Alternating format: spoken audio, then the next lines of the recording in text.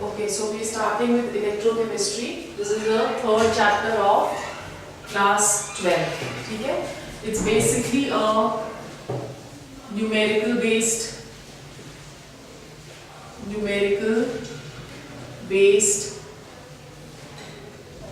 chapter.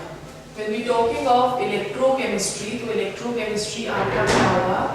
It is that branch of science or chemistry, that branch of chemistry that deals with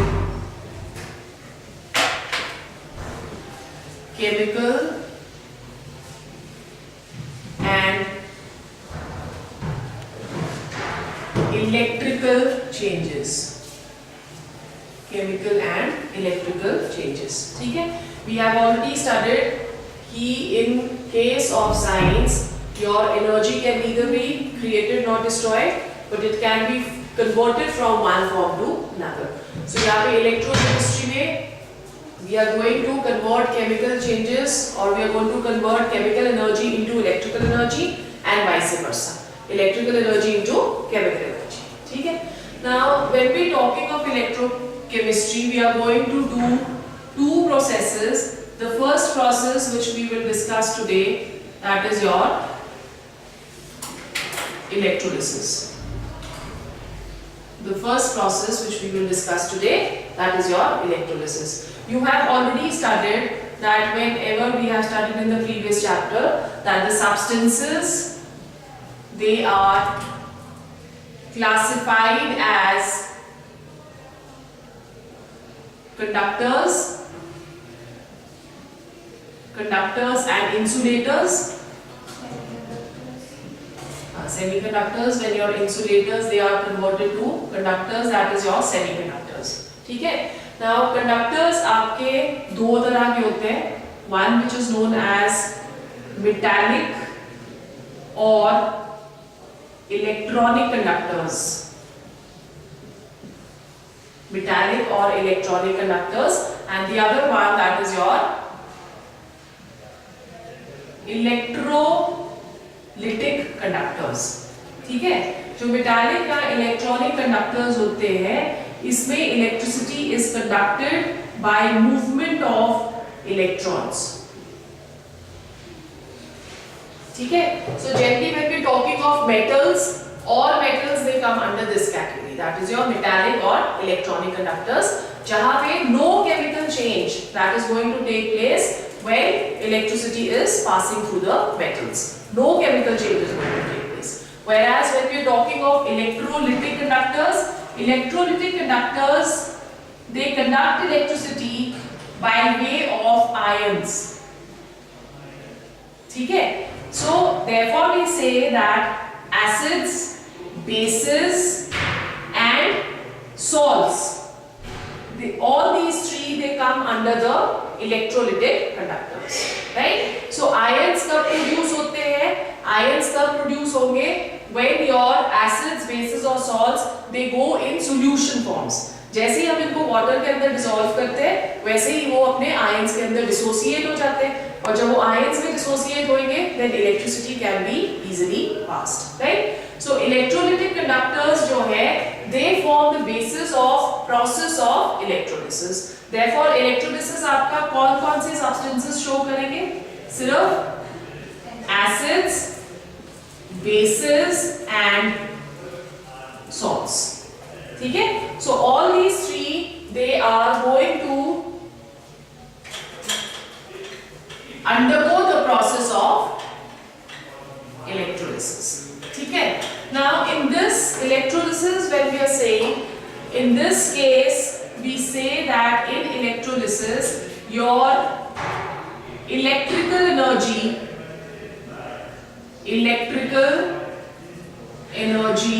is converted to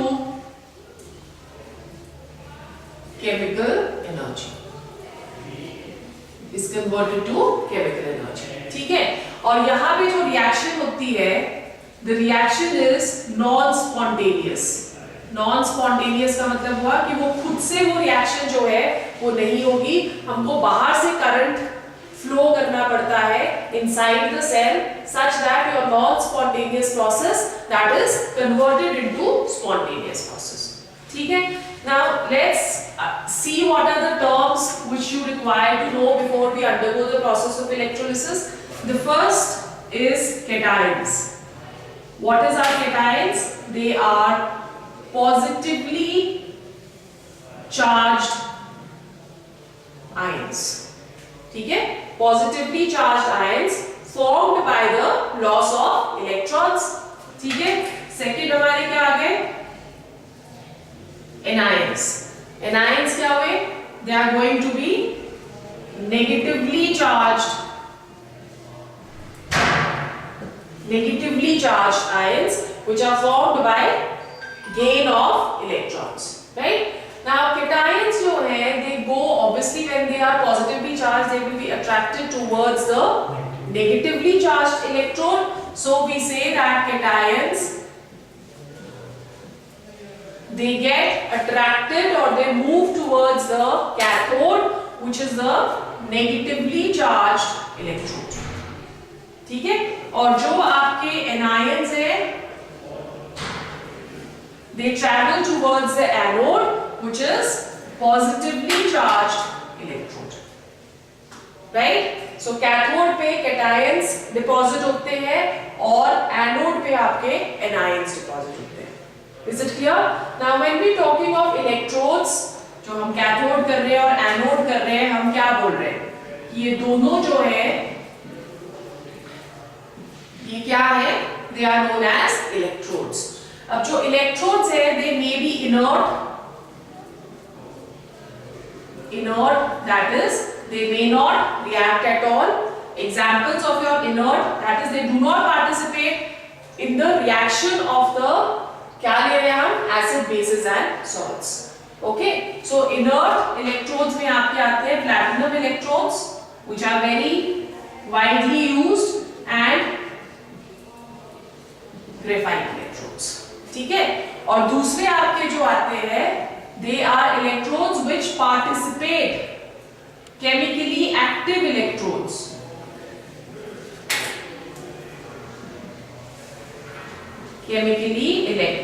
Active electrodes which participate in what? They want to participate in the chemical reaction, and these are generally made of metals like your copper हो गया, silver हो गया. Mostly we use copper. ठीक है? Copper होगा या silver होगा तो ये participate करेंगे reactions में. We will see all these later. Now when we talking of electrolysis, we say that the process is non-spontaneous. तो जब हम लोग एक इलेक्ट्रोलिटिक सेल देखते हैं, तो ये आपका एक इलेक्ट्रोलिटिक सेल आ गया which consists of one beaker. ठीक है? इसके पास दो इलेक्ट्रोड्स हैं, मेटल इलेक्ट्रोड्स और इनर्ट इलेक्ट्रोड्स.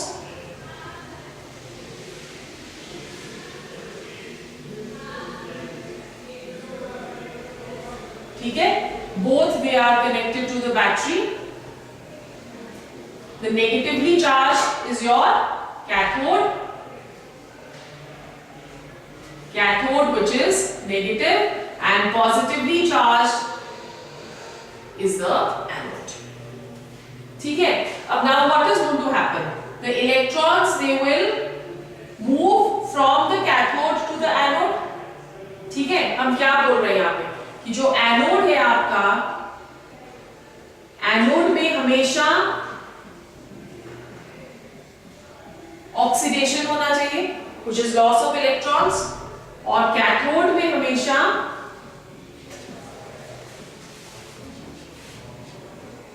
रिडक्शन होना चाहिए which is gain of electrons.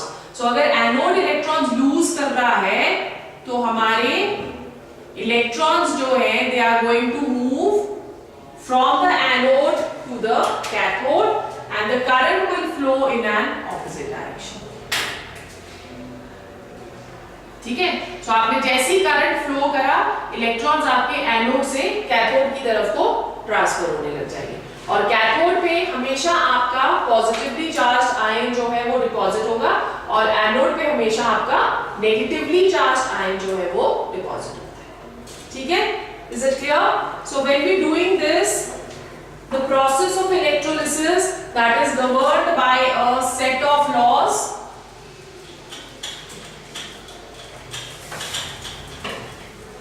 which is very, very important, because we generally tend to get one question from this section in your competitions. It is governed by a set of laws which are known as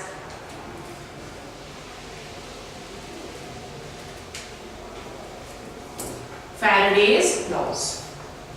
ठीक है, Faraday's laws हमें क्या बताते हैं? According to the first law of Faraday, the weight of the positively charged ion deposited at the cathode, that is directly proportional to the charge flowing through the cell. ठीक है, so W यहाँ पे क्या होगा? Weight of the metal deposited at the cathode, weight of the metal deposited at the cathode, and Q, that is equal to charge flowing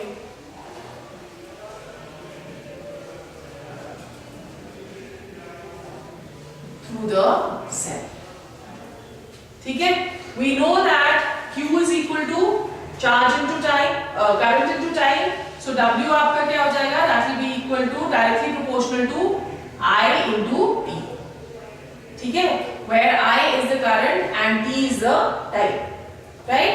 Or W is equal to ZIT, where Z is known as electrochemical equivalent.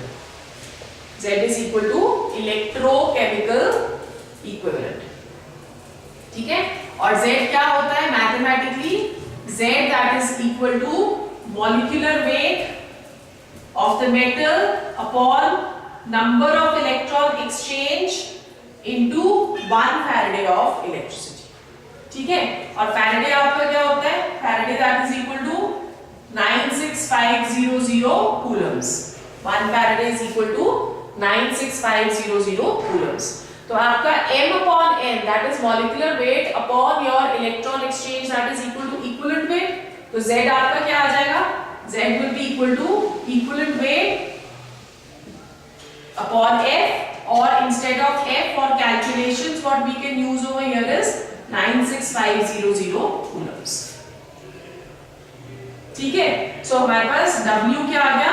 Weight deposited, that will be equal to E upon 96500 into I into T. This is how we can calculate the weight of the metal deposited during the process of electrolysis. ठीक है, W क्या आ गया? Weight of the metal deposited. E आ गया आपका equivalent weight, I आ गया current, T आ गया time, and 96500, that is your Faraday of electricity. Right? Now you have to keep one thing in mind, कि for one electron exchange,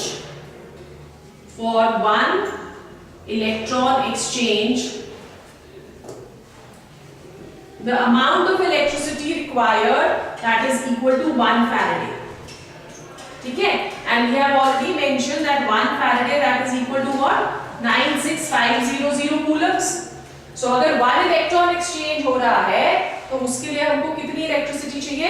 96500 coulomb. ठीक है, जैसे for example we are talking of Ag positive एक electron gain करके Ag बनाता है. ठीक है, सो हमको Ag डिपॉजिट करने के लिए कितनी एक्सचेंज ऑफ इलेक्ट्रॉन रिक्वायर्ड है? 1 इलेक्ट्रॉन एक्सचेंज. तो हमारे को करंट कितना रिक्वायर्ड रहेगा या चार्ज कितना रिक्वायर्ड रहेगा?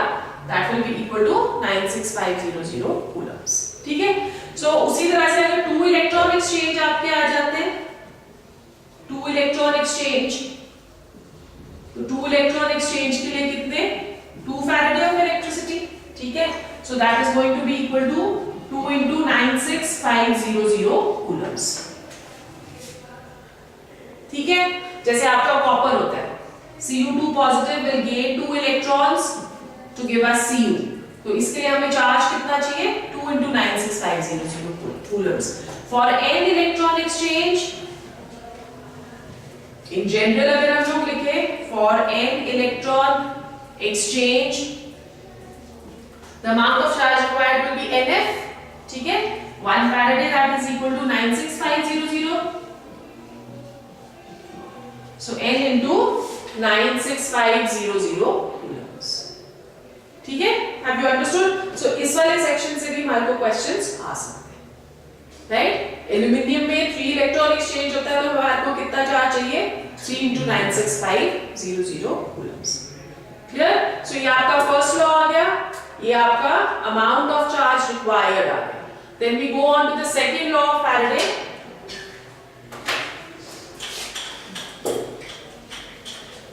Second law of Faraday is a comparative study between two different cations and its equivalent weight. ठीक है? So your second law क्या बोलता है कि weight of metal one deposited. In this we connect cells in series to form a battery. ठीक है? So weight of metal 1 deposited upon weight of metal 2 deposited, that is equal to equivalent weight of first metal upon equivalent weight of second metal. Equivalent weight of first metal upon equivalent weight of second metal. Now if we know the weight of the second metal deposited, ठीक है, तो हमें equivalent weight दोनों के पता है, तो हम लोग weight of the first metal deposited can be calculated. ठीक है? जैसे for example आपके पास Ag positive है, right? So weight of Ag आपको calculate करना है. आपको weight of हाइड्रोजन दिया हुआ है, कितना डिपॉजिट हो रहा है, तो उसको हम लोग किस तरह से फिर वेट ऑफ Ag कैसे कैलकुलेट करेंगे? That will be equal to weight of Ag upon weight of hydrogen which is given to us is equal to equivalent weight of Ag. Equivalent weight of Ag that is equal to 108. कैसे पता चला हमें? Equivalent weight that is equal to atomic weight or molecular weight divided by number of electron exchange. ठीक है, silver का atomic weight 108 होता है divided by n, number of electron exchange in this case is equal to 1, right? So your equivalent weight over here becomes equal to atomic weight. Okay, so 108 divided by equivalent weight of hydrogen that is 1. Clear हो गया? So this is how we calculate your weight of Ag then can be calculated. तो ये आपके Faraday's laws. Okay, now let's do electrolysis of certain substances. The questions which come to you is what is going to be deposited at the cathode and the anode during electrolysis of the following. Very important question. ठीक है? What is going to be the electrolysis process या electrolysis products at the cathode and the anode during the electrolysis of the following. तो सबसे पहले हम लोग करते हैं molten NaCl. Remember one thing, that any salt when we talking of will not conduct electricity in the solid state. It will either conduct electricity in the molten state or in the aqueous state. ठीक है? So molten state में जब हम लोग NaCl कर रहे हैं तो सिर्फ NaCl ही उसमें present है. राइट? तो NaCl आपका जैसे ही हम करंट पास करेंगे NaCl डिसोसिएट हो जाएगा into Na positive and Cl negative. इसमें हमें करंट डालना पड़ेगा कुछ भी नहीं. जब लोग मोल्टन NaCl ले लिया हमने इसके अंदर बीकर के अंदर, ठीक है, हमने ग्रेफाइट के इलेक्ट्रोड्स ले लिए इधर और हमने करंट पास करना शुरू कर दिया. जब हम करंट पास करेंगे तो इमीडिएटली ये जो आपका मोल्टन NaCl है ये डिसोसिएट हो जाएगा into Na positive and Cl negative. ठीक है? अब दोनों की reactions reaction at the cathode आपकी क्या होगी, एज वी जस्ट सेड कि कैथोड पे हमेशा रिडक्शन रिएक्शन होती है. सो आपका जो कैटायन है वो कैथोड की तरफ को ट्रांसफर होगा. ठीक है. So Na positive plus 1 electron, reduction is gain of electrons. So ये आपको क्या दे देगा, Na. Okay. And at cathode, sorry, at anode, the negatively charged electrode that is going to transfer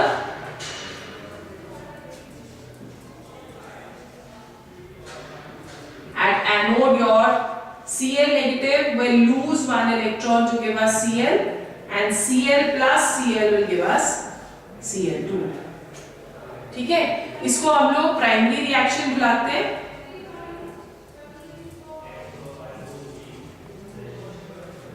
और इसको हम लोग सेकेंडरी रिएक्शन बुलाते हैं.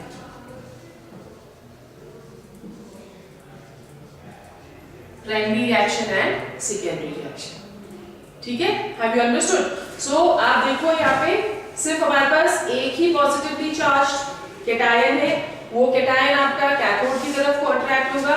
एक ही नेगेटिवली चार्ज्ड एनायन है, वो एनायन आपका एनोड की तरफ को अट्रैक्ट होगा. ठीक है. सो इसके प्रोडक्ट्स क्या हुए, कैथोड पे सोडियम विल बी डिपॉजिटेड और एनोड पे क्लोरीन विल बी डिपॉजिटेड. ठीक है. क्लियर हो गया. अब सिनेरियो सेम नहीं रहता अगर सपोज हम लोग एक्वस NaCl लेते हैं. एक्वस NaCl का मतलब क्या हुआ कि हम लोग अब NaCl को वाटर में डिसॉल्व कर रहे हैं. ओके. सो जब हम लोग एक्वस NaCl की इलेक्ट्रोलिसिस करते हैं तो आपके जो प्रोडक्ट्स है that is going to be different. Pure natural state में था, इसमें कोई कुछ भी एडिट नहीं था. इसको अब हमने सॉल्ट को वाटर के अंदर डिसॉल्व कर लिया है. ठीक है. अब जब वाटर के अंदर हम डिसॉल्व करेंगे तो हमारा NaCl तो डिसोसिएट होगा in a similar manner, Na positive plus Cl negative. But at the same time जो आपका वाटर है वो भी डिसोसिएट होता है. H positive plus OH negative. ठीक है. अब यहाँ रिएक्शंस में देखो आपके पास दो कैटायंस है और आपके पास दो एनायंस है. तो इन दोनों कैटायंस के बीच में रेस होगी. ठीक है. हाँ, इन दोनों कैटायंस के पास रेस होगी कैथोड के पास जाने के लिए. सिमिलरली इन दोनों के पास रेस होगी एनोड की तरफ जाने के लिए. ठीक है. अब जिसको कम एनर्जी चाहिए वो फास्टर मूव करेगा, है ना. जिसको कम एनर्जी चाहिए या जिसके पास ऑलरेडी ज्यादा एनर्जी है तो वो फास्टर मूव करेगा, तो वो जल्दी पहुंच जाएगा कैथोड की तरफ. और जिसको ज्यादा एनर्जी चाहिए वो लेट पहुंचेगा. ठीक है. सो यहाँ पे आपकी deposition at the cathode and the anode that will depend upon electrode potentials.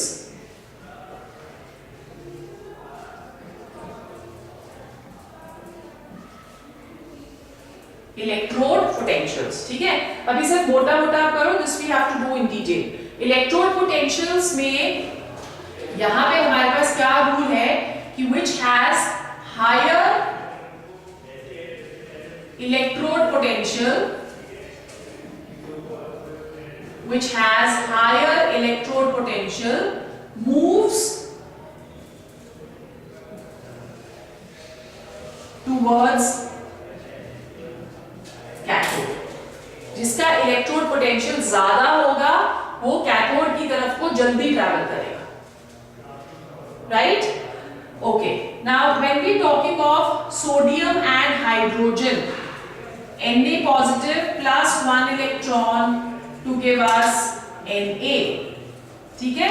इसका जो इलेक्ट्रोड पोटेंशियल होता है वो नेगेटिव में होता है, -2.81 नेगेटिव में होता है इसका. पर जब हम लोग H पॉजिटिव करते हैं टू गिव अस हाइड्रोजन तो इसका जो इलेक्ट्रोड पोटेंशियल होता है वो 0 होता है. हम ये कैसे निकालते हैं? ये हम लोग इलेक्ट्रोकेमिकल सीरीज करेंगे ना, फिर तब मैं उसको समझाऊंगी तुम्हें. ठीक है. अब इन दोनों में किसका इलेक्ट्रोड पोटेंशियल ज्यादा है? हाइड्रोजन का. हाइड्रोजन का इलेक्ट्रोड पोटेंशियल ज्यादा है, इसलिए हाइड्रोजन जो है वो जल्दी ट्रैवल करेगा टुवर्ड्स कैथोड. तो अब कैथोड में आपका सोडियम डिपॉजिट नहीं होता है, आपका हाइड्रोजन डिपॉजिट होता है। ठीक है, सोडियम डिपॉजिट नहीं होता है पर हाइड्रोजन डिपॉजिट होता है, राइट। सिमिलरली जब हम लोग एनायंस का करते हैं तो एनायंस के लिए ऑपोजिट रूल हो जाएगा। यहाँ पे higher electrode potential will move towards the cathode और वहां पे आपका क्या हो जाता है, लोअर रिडक्शन पोटेंशियल या लोअर इलेक्ट्रोड पोटेंशियल जिसका होगा that will move towards the anode. ठीक है, सो सेकंड रूल हम लोग क्या बोल रहे हैं, lower reduction potential will move towards the anode। ठीक है, सो अगर हम लोग कंसंट्रेशन इसकी कम ले, दैट इज कि सोडियम क्लोराइड हमने कम क्वांटिटी में लिया हुआ है और वाटर हमारा ज्यादा है या डाइल्यूट सॉल्यूशन हमने ली है, तो इन दैट केस आपका oxygen that will be liberated at the anode. तो रिएक्शन आपकी देखो, एनोड की दो रिएक्शंस अब यहां पे हो रही हैं। First reaction is that of your OH negative, it is going to lose 4 electrons to give us 2H2O and O2। ठीक है, so यहाँ पे क्या हो रहा है, आपका oxygen is going to be liberated for dilute solutions. अगर आपको क्वेश्चन में आया हुआ है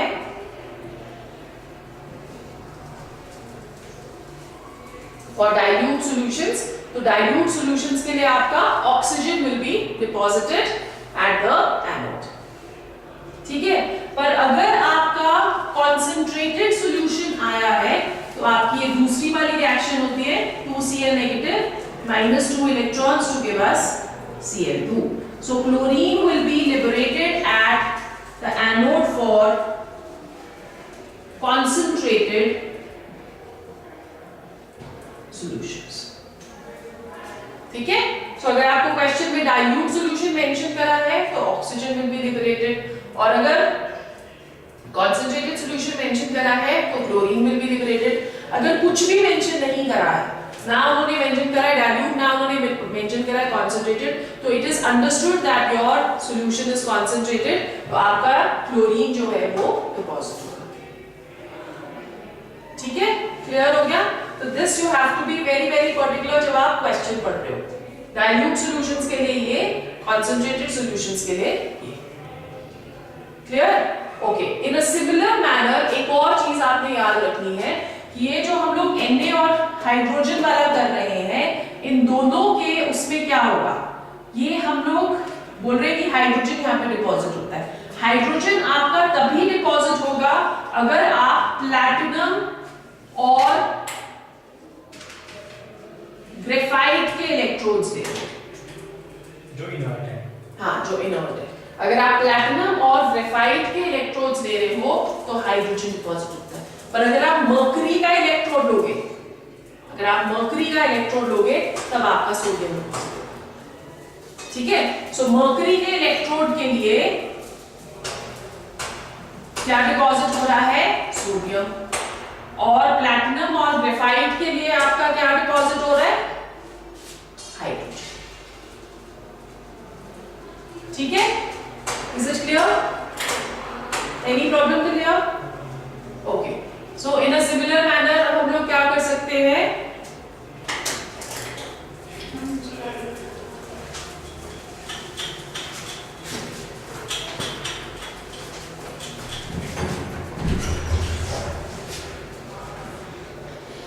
मोल्टन PbBr2, मोल्टन PbBr2, ये सिमिलर होगा टू योर NaCl क्योंकि इसमें कुछ भी और नहीं है, सिर्फ लेड है और ब्रोमीन है। ठीक है, तो इसके